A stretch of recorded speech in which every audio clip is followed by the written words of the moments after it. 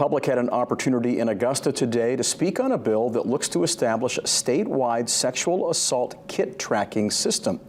The bipartisan bill also is looking to conduct an inventory of existing kits that are held by law enforcement. Sponsors say Cumberland County just received a grant to test 500 backlogged untested kits, and they assume other counties are experiencing similar problems. The proposal asked the Department of Public Safety to create a system to track all tested kits that survivors could access. Similar proposals have been discussed this session, but this bill requires testing only at the survivor's request.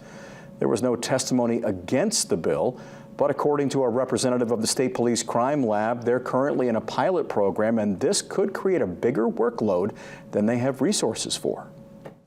The lab already has a backlog of kits due to our limited resources, and adding more time will have a chilling effect on our ability to prioritize violent crimes against people and process kits in a timely manner without negatively impacting our goal to maximize output and achieve reasonable turnaround times.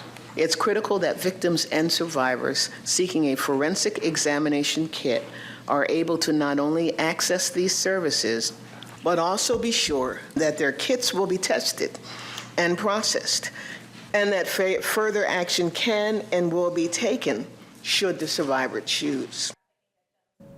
The bill now moves to a work session in committee for further discussion.